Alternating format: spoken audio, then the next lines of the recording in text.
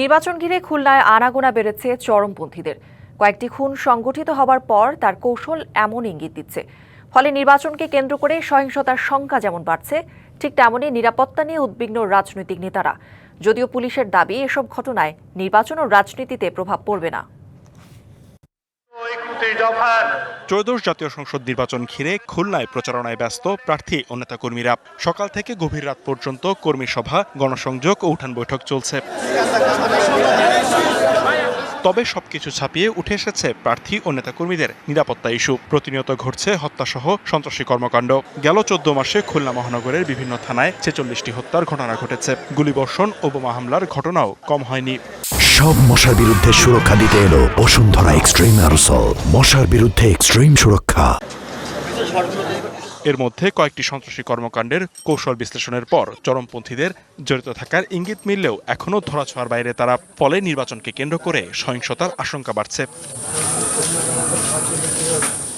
স্থানীয় আইনশৃঙ্খলা পরিস্থিতি ও নিরাপত্তা নিয়ে উদ্বিগ্ন রাজনৈতিক নেতারা। কাজ করছি, ঠিক এই সময় খবরটা আসলো যে এই জায়গায় একটা ঘটনা ঘটে গেছে, অমুক জায়গায় গুলিবিদ্ধ হয়েছে। তখন মনে হয় যে পরিস্থিতি একটু অশান্ত হয়ে উঠতেছে, আমাদের কাজ এখন স্টপ করে দিয়ে আমাদের ফিরে যাওয়া উচিত। এটা তো একটা বিঘ্ন ঘটতেছেই, এটা আতঙ্কেরও কারণ। যে সমস্ত চরমপন্থীরা বিভিন্ন মামলায় জেলে ছিল, আমরা দেখতেছি যে কখনো কখনো এরা জামিনে চলে আসতেছে। গুরুতর অপরাধী তারা কিভাবে জামিনে আসতেছে, এটা আমাদের কাছে প্রশ্নের বিষয়। অস্ত্রের ঝঞ্ঝানে যাতে কমানো যায়। বিএনপি নেতাদের শঙ্কা, নির্বাচনী পরিবেশ ব্যাহত করতেই এসব ঘটনা ঘটছে। দলীয় কার্যালয়ে ছোট থানা পর্যায়ে সেখানে হামলা হয়েছে। একজন বিশেষ শিক্ষক উনি মারা গেছেন।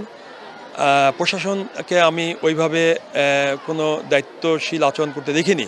আমি ঠিক বুঝতে পারি না যে খুলনা বাংলাদেশ থেকে বিচ্ছিন্ন কোনো জায়গা কিনা। বিভিন্ন ধরনের নিষিদ্ধ ঘোষিত পার্টির সাথে জড়িত তাদের মনিটরিং করতে হবে, যারা জেলখানে তারা বেরোচ্ছে কিনা, বাইরে থেকে অবৈধ অস্ত্র আসছে কিনা।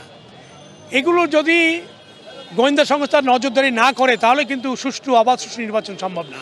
চরমপন্থীদের সাথে খুন হওয়া কয়েকজনের যোগাযোগ ছিল, তবে এসব ঘটনায় নির্বাচন ও রাজনীতিতে প্রভাব পড়বে না বলে দাবি পুলিশের। চরমপন্থী গোষ্ঠীর সাথে কারো কারো হয়তো কানেকশন ছিল যারা মারা গেছে। এদের মৃত্যুর ঘটনা পলিটিক্সের সাথে আমি মনে করি টাচ করবে না, পলিটিক্সকে প্রভাবিত করবে না।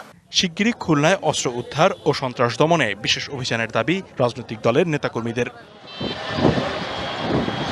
DBC news desk.